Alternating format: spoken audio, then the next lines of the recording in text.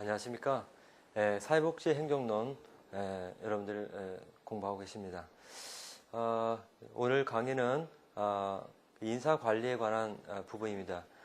최근에 인사관리를 인적자원관리라고 이렇게 표현을 하고 있는데요. HRM이라고 이렇게 표현을 하고 있습니다. 여러분들 그 인적자원관리는 인사관리는 그 모든 조직에서 예를 들자면 민간 조직뿐만 아니라 이런 공적 분야 뭐는 할 것 없이 인사관리는 상당히 중요한 이런 부분이라고 볼 수가 있습니다. 그래서 여러분들이 그 인사는 만사다 이렇게 여러분들이 들어보실 거예요. 그래서 한 사람을 잘 채용하면 그 기업의 성패가 결정된다고 이렇게 볼 수가 있는 거죠. 아무튼 그 이번 시간에는 인사관리에 관련된 간단한 개요를 우리 교재를 통해서 살펴볼 수가 있겠습니다. 먼저는 이제 인사관리에 관한 기본적인 개념을 먼저 보고요. 인사관리의 그 기능, 이런 정도를 보겠습니다. 두 번째, 직원 개발에 관련돼서 이제 직원을 어떤 식으로 훈련하는지, 그런 직원 개발에 대해서 살펴볼 예정이고요. 그 다음에 이제 중요한 것이 바로 인사관리에서 슈퍼비전이라고 하는 겁니다. 슈퍼비전은 실제 사회복지 조직에 있어서 어떤 식으로 실습생과 훈련생을 그 지도와 감독하는지 또 나가서 어떤 식으로 전반적으로 사례관리라든지 또는 이제 슈퍼비전하는 여러 가지 그 다양한 유형들을 가지고 그 범위를 한번 설정을 한번 해보겠습니다. 그 다음에 동기부여라고 하는 것이 있습니다. 그래서 조직 내에서 뭔가 의미를 찾고 조직 내에서 뭔가 조직에 있음으로 인해서 개인의 발전은 물론 조직의 발전이라고 하는 그런 어떤 측면에서 동기부여를 그 기업에서 또는 이게 사회복지에서 어떤 식으로 이렇게 전개가 되고 있는지 그런 부분에서 한번 살펴보고요. 그 다음에 이제 직무평가라고 하는 것입니다. 직무평가에 관련된 기본적인 어떤 방법들 그런 것을 한번 살펴보고요. 그 다음에 이제 직무 만족과 직무 만족에 반대되는 소진 현상 여기에서 공부를 하고요. 그 다음에 이제 본장의 그 마지막 테마로서 역량 강화라고 하는 부분들이 있습니다. 그래서 먼저 이제 6주차 1강에 들어와서 여러분들이 인사관리 보고 있는데요. 그래서 필요한 부분들을 먼저 공부를 하시고요. 차후 이제 부족한 부분들은 나누어서 공부를 하도록 하겠습니다. 먼저 이제 인사관리에 관한 그 기본적인 개념이 설정이 되어야 합니다. 그래서 사회복지 조직의 그 인사관리라고 하는 것은 바로 클라이언트가 바로 사회복지 조직에 있어서 정점을 차지한다라고 이렇게 얘기할 수가 있는 거죠. 이 사회복지사는 자신의 전문성, 과업, 그다음에 다양한 직무 가치에 있는 조직을 위해서 노력하며 클라이언트가 얻는 이익에 만족하고자 하고 있습니다. 그러므로 사회복지사의 직무는 클라이언트가 의도했던 이익을 보장해주기 위해서 신중히 설계되어 하며 그 과업 자체가 바로 사회복지사를 만족시킨다는 겁니다. 또한 그 조직은 클라이언트와 사회복지사 모두를 위해서 지속적으로 기회를 제공하고 있습니다. 사회복지 행정관은 클라이언트, 사회복지사, 조직의 욕구를 모두 충족할 수 있는 다양한 기법들을 가지고 이들 모두의 이익을 극대화할 수 있는 가능성을 증가시켜야겠죠. 그럼 인사관리의 그 의의와 기능을 보시죠. 인사행정 또는 인사관리라고 하는 그런 용어는 조직의 직무 수행에 필요한 인적 자원의 효율적 관리와 관련된 활동을 의미하게 됩니다. 조직의 목표를 달성하기 위해서 직원을 채용하고 교육하고 훈련하고 동기에 부여를 하고 사기를 진작하는 이런 일련의 그 조직 구성원을 유지하고 관리하는 활동을 의미하게 되는데요. 특히 지식정보화 사회에서 조직 구성원을 단순한 노동력이 아닌 조직의 성장과 발전의 그 핵심적 역할을 하는 인적 자원으로 이렇게 인식하고 있습니다. 이에 따라 인사관리 차원을 넘어서서 한층 더 수준 높은 차원의 인적 자원을 개발하는 측면으로서 바로 인적 자원 관리라 해서 인사 관리와 좀 좀 업그레이드된 그런 용어로서 우리가 설정할 수가 있는데요. 아마 최근의 학자들은 인사관리니 또는 인적자원관리 같이 혼용해서 사용하고 있죠. 그러면 인사관리의 그 의의를 보겠습니다. 인사관리라는 것은 기관의 운영 목적을 달성하기 위해서 인적 자원을 최대로 활용하기 위한 관리 활동이다 라고 이렇게 개념정의 지을 수가 있습니다. 그럼 인사관리 기능은 뭐냐? 인력계획, 경력관리, 보수 및 퇴직금, 보건, 안전, 복리후생, 사기와 인간관계 관리, 복무, 근무 규율, 노사협조, 인사관리 정보체계 모두 통틀어서 이런 여러 가지의 그 역할들을 바로 하고 있는 거죠. 그럼 인사관리 그 변화 방향은 어떤 식으로 되어 있느냐에서 인사관리 그런 전통적인 입장과 현대적 인사관리를 갖다가 우리가 살펴볼 수 있는 거죠. 그래서 크게 보면 전통적인 인사관리, 그 다음에 현대적인 인사관리, 이 두 가지 갖다가 몇 가지 나눠서 설명을 드리면요.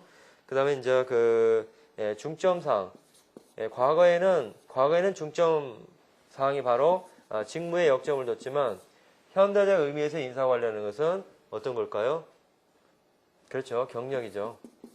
그래서 여러분들 기업에서 성공했다라고 한다면 무엇을 두 가지를 듭니까?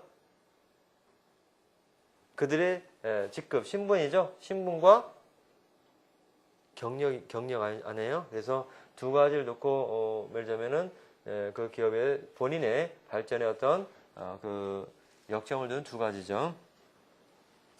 강조점을 본다면은 이제 전통적 인사관리의 경우에는 이제 어떤 조직의 목표죠. 조직의 목표지만 현대적 인사관리의 경우에는 바로 개인의 목표도 있을 수가 있죠. 개인의 발전은 바로 뭐다? 바로 조직의 목표다라는 거죠. 이게 바로 전통적 입장과 현대적 인사관리의 양자의 차이점이 있습니다.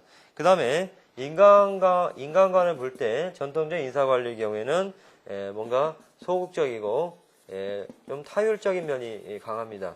그러나 그 인사관리에서 그 인간상을 보는 경우에는 바로 그 인간상은 주체적이고 그 다음에 자율적이라는 겁니다. 그 다음에 이제 보는 관점을 보면은 안목, 그 전통적 인사관리는 단기적인데 반해서 그 현대적 인사관리는 장기적이라는 거예요. 그 다음에 노동조합 면에서 볼 때 노동조합, 전통적 인사관리는 부정했지만 현대적 인사관리의 경우에는 상호협동 측면에서 바로 노동조합이 존재하는 거죠.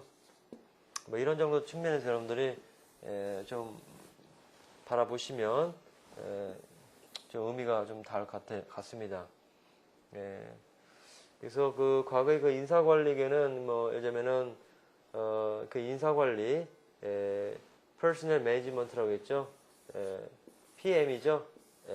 그지만은 인적 자원 관리라고 해서 최근에서는 HRM이라고 합니다. 그래서 Human Resources Management라고 하죠. 그래서 좀 같은 의미라고 이렇게 보시면 돼요.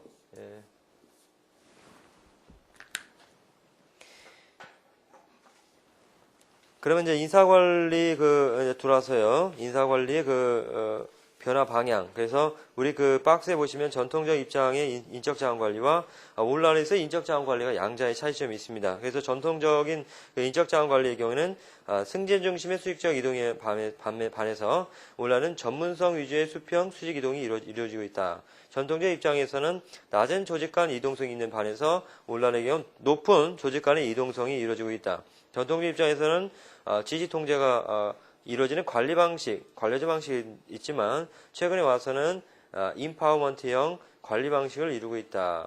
뒤에 역량 강화 뒤에 나옵니다. 그다음에 전통적 입장에서는 직급 중심의 인사 체계와 체계가 이루어지는 반면에 오늘날의 경우는 직무와 역량 중심의 인사 체계를 이루고 있다라는 측면에서 변화가 이루어지고 있죠.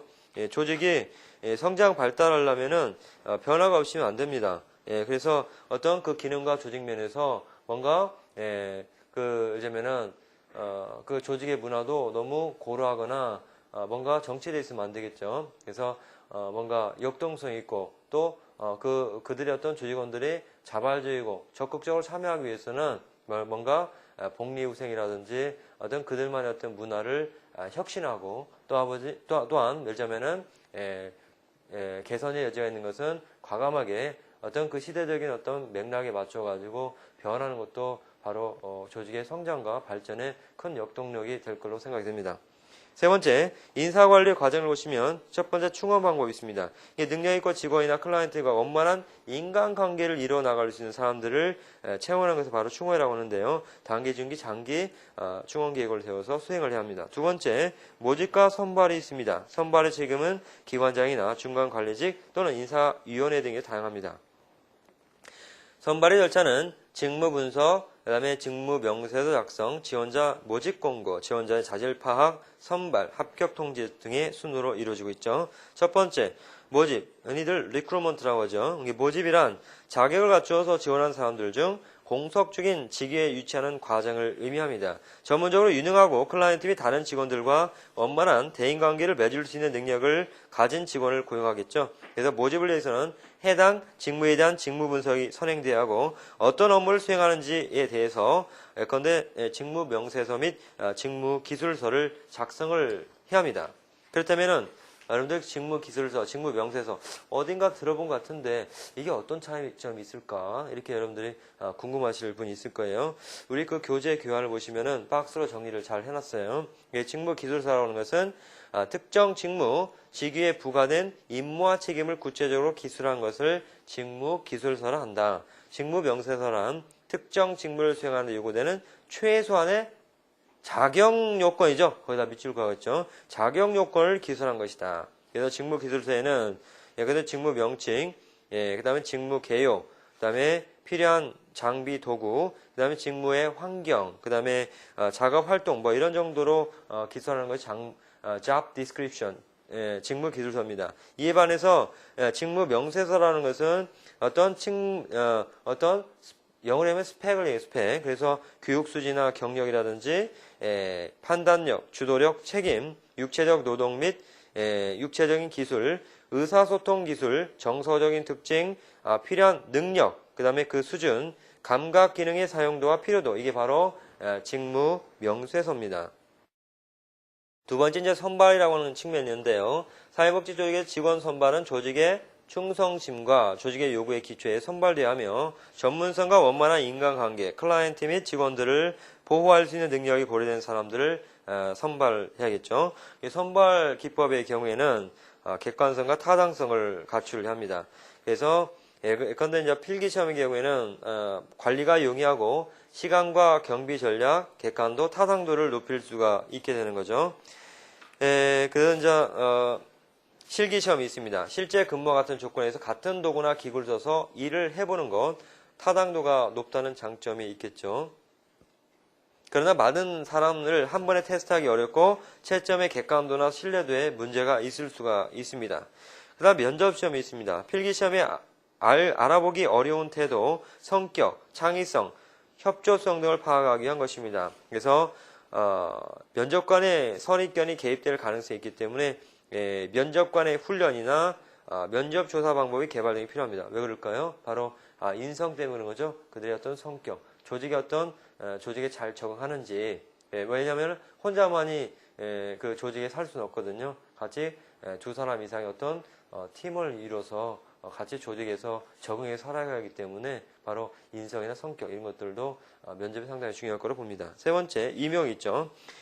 직위의 임용은 선발에서 중요한 요소인데 직위의 임명을 통해서 관리자는 기관이나 부서의 목적과 서비스를 재해석하여 전달하여 새로운 직원의 구체적인 책임을 자세하게 설명을 해야 합니다. 여기서 이제 보면은 이제 뭡니까? 임용 있죠, 임용. 임용에는 다 적으셨죠? 임용. 임용의 경우에는 바로 크게 보면 이제 역관주의가 있어요. 역관주의. 그 다음에 두 번째는 실적주의가 있습니다. 역가운줄에 이제 이것을 역가운줄을 갖다가 스포일 시스템이라고 하죠. 그 다음에 실적주의는 메리트 시스템이라고 합니다. 스포일이라는 것은 영어로 얘기하면 뭡니까? 자식을 망친다, 뭔가 버린다 이런 의미죠. 뭐 때문에 버립니까? 뭔가 조직에서 누군가를 임용을 하는데 바로 역가운줄이라는 것은 뭐 때문에 그렇습니까? 우리 한국 사회 고질적인 병폐가 뭡니까? 학연, 그렇죠. 그 다음에 지연, 그 다음에 혈연이죠. 바로 이런 것 때문에 그래서 경우에 따라서 낙하산식 어떤 인사를 한다든지 그래서 엽관인데 엽관 완전히 망치는 거죠. 이렇게. 그 다음에 실적주의라는 것은 뭡니까? 말 그대로 메리트라는 것은 장점이죠. 장점. 그가 가지고 있는 장점이 뭐냐? 그가 가지고 있는 뭡니까? 경력을 예자면은 경력이 쌓이면서 뭔가 경력이 쌓이는 거죠. 그래서 경력이 쌓이죠. 그들의 업적을 가지고 평가하는 거예요. 그래 업적 평가라는 게 있잖아요. 그래서 바로 실적주의가 바로 중요한 위치가 있는 거죠. 그 다음 네 번째, 오리엔테이션입니다. 신입 직원 훈련입니다. 오리엔테이션은 말 그대로 오리엔테이션입니다. 그래서 신입 직원을 훈련할 때, 초기에 뭔가, 조직에 들어가기 전에 뭔가 전반적인 내용을 갖다가 설명합니다. 예컨대 기관의 역사와 서비스, 기본 정책, 규정, 절차, 기관의 조직적인 구조, 봉급, 근무 시간, 휴가, 병사 등에 관한 기본적인 정보, 직원들 위한 사무실 배정, 의료보험, 퇴직 계획, 레크레이션 시설 포함한 부가급여, 승진, 봉급, 인상, 창의성의 기회 등 재방 기회와 도전입니다. 그 다음에 이제 승진 제도가 있죠. 승진은 직무에 대한 직원의 수행 결과에 기초해서 지위와 보수를 발전시키는 것을 의미합니다. 승진의 기준과 절차를 명확하게 규정을 해야겠죠. 승진과 봉급 인상에서 중요한 요소는 근무 연한, 즉 경력, 업무 수행 능력이며 그 밖에 학력이나 시험 성적, 교육훈련 성적, 상벌 사항 등이 그 기준점으로 활용될 수 있는 여지가 있겠습니다. 그 다음에 평가, 다양한 양식을 통해 직원의 직무평가를 하여 전문직을 발전시키는 좋은 방법이며 업무 수행 평가를 통해서 직원에게 자신이 얼마나 업무를 수행하고 있는지 알리고 업적에 의한 봉급상의 결정, 훈련 필요성의 발견, 승진 후보자의 확인, 업무 향상에 대한 장애나 문제점의 파악, 직무 개선 방법의 토의 기회 제공 등에 활용합니다. 그 다음에 해임 있죠. 해임은 개인과 기관 모두를 위해서 뭔가 공정하게 해임 절차에 따라서 이루어져야겠죠. 이제 다음으로 이제 직원 개발이 있습니다. 여러분들이 예를 들면 지금 수강하시는 계신 분들이 이제 직장인들 경우에는 이제 인사관리에 가는 부분들은 뭐 이렇게 다 뭐 내가 아는 건데 뭐 이게 또 말하자면 이 사회복지 행정부에서 또 나오는구나. 그래서 여러분들 뭐 확인하는 차원도 될 수 있고요. 또 이제 뭐 예를 들면은 이제 여러분들이 이제 사회복지 행정론을 처음을 수강하거나 이제 이 초급 대학생들은 이제 좀 내용이 좀 어려울 수가 있어요. 그렇지만 여러분들이 어찌됐건 여러분들이 실적으로 기관에서 근무를 하게 되면 이런 것들이 그대로 다가옵니다. 그렇기 때문에 이게 바로 이론이 바로 실무다. 이렇게 여러분들이 이해하시고 열심히 따라주기 바랍니다. 두 번째 직원 개발인데요. 직원 개발의 의의와 필요성이 있습니다. 직원 능력 개발은 직원들의 소양과 능력을 개발하고 직무 수행에 필요한 지식과 기술을 향상시키며 가치관과 태도를 바람직한 방향으로 변화시키기 위한 교육 및 훈련 활동을 의미합니다. 새로운 지식과 기술의 진보에 따라 효과적인 서비스 제공을 위해서는 바로 직원 능력 개발이 필요하며 이를 통해서 전문적 태도를 심화시킬 수 있는 기회를 제공하게 되는 거죠. 직원 개발의 종류에 보면은 첫 번째 이제 신규 채용자 훈련이 있습니다. 오리엔테이션이라고 보통 하죠. 새로운 직원에게 조직과 조직의 서비스 및 지역 사회를 소개하는 과정으로서 적응 훈련 또는 기초 훈련이라고 얘기를 합니다. 조직의 역사와 미션, 목적, 기본 정책, 규정, 조직 구조, 급여, 보상 체계 등이 소개가 됩니다. 두 번째, 일반 직원 훈련. 직무 수행 개선을 위한 교육 훈련, 현재 근무하고 있는 직원들에게 필요한 새로운 기법을 습득하게 되는 등의 직무 수행 능력을 향상시키는 것을 그 목적으로 하고 있습니다. 장기적이고 지속적으로 실시되어야겠죠. 그 다음 이제 감독자 훈련이 있습니다. 보통 이제 일선의 그 지도 감독을 맡고 있는 자를 슈퍼바이저라고 하죠. 이 슈퍼바이저란 훈련으로서 업무 수행에 필요한 지식과 리더십, 의사 전달, 인간관계, 인사 관리 등에 걸치고 있고 훈련 방법으로서 강의라든지 토의라든지 사례 발표 등이 이용되고 있습니다. 그다음 네 번째, 관리자 훈련이 있습니다. 최고 계층에 속하는 중간 관리자, 고급 관리자는 훈련으로서 정책 수행에 관한 것과 리더십에 관한 훈련을 받게 됩니다. 교육 방법으로서는 사례 발표나 회의, 토의 방법, 신디케이트. 신디케이트라는 것은 예를 들자면은 예를 들자면은 50명 있으면 10명씩 나눠가지고 소그룹을 이렇게 소그룹을 형성해서 집단별로 그 동일한 문제에 대해서 토의를 하기 위해서 결국에는 그 종합적인 어떤 그 문제를 해결하도록 이렇게 이끄는 방법, 이게 바로 신디케이트입니다. 그래서 이런 신디케이트 방법이 또 이용될 수가 있겠죠. 세 번째, 직원 개발의 방법에서 첫 번째 계속 교육이 있습니다. 학교 교육이 끝난 직원들을 대상으로 전문성 유지 및 향상을 위해서 계속적으로 교육하는 것을 의미하고요. 두 번째, 토의 방법이 있습니다. 토의라는 소수의 사람들이 주제 발표를 한 다음에 여러 사람이 찬반 논쟁을 하는 방법을 의미하죠. 세 번째, 역할 연기가 있습니다. 여러 직원들 앞에서 2인 또는 그 이상의 직원들이 실제로 연기를 한 후에 여러 직원들이 평가 토론하여 사회자가 결론적인 설명하는 방법을 의미합니다. 네 번째, 사례 발표가 있어요. 직원들이 돌아가며 사례를 발표하고 이에 대해서 다른 직원들이 평가와 토의를 하는 방식을 의미합니다. 다섯 번째, 집단 행동이 있습니다. 집단적으로 격리된 장소에서 1일 또는 2일의 합숙 훈련을 하면서 이루어지며 성인의 태도와 행동의 변화를 기하는 데 가장 효과적인 방법이라 이렇게 볼 수가 있는 거죠. 신디케이트는 예를 들자면 분임 토의라고 보통 얘기를 하죠.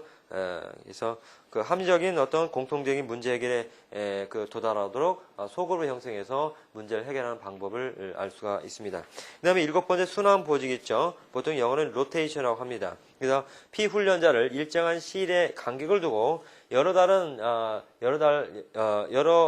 다른 직위나 직급의 전보 또는 순환 보직시키면서 훈련시키는 방법을 의미합니다. 이런 경우에는 순환보직의 경우에는 뭔가 관리에 있어서 뭔가 효율성을 향상시키는 장점이 있지만 전보가 만약 빈번히 이루어지게 되면 그 업무 수행의 전문성과 능률성을 저하시키게 되겠죠. 그럼 여덟 번째, 패널 토의가 있습니다. 그래서 여러분들이 100분 토론에서 그 TV에 보시면 그 사회자의 그 사회 아래 정해진 테마에 대해서 그 지식이나 경험이 풍부한 그 수명의 전문가가 토의를 하고 그 연수자는 그 토의를 듣는 방식이죠. 이제 아홉 번째는 이제 OJT라고 있습니다. 이게 신입 직원의 교육 훈련 방법 중에서 이제 들 수 있는 것 중에 바로 OJT가 있죠. 이것은 영어로 On the Job Training이죠. 이것은 on이라는 것은 뭡니까? 전체적으로 on 위라는 얘기죠. 그러니까 그 업무 위에서 이루어지는 그 트레이닝, 교육 훈련을 의미하는 거죠. 이게 OJT.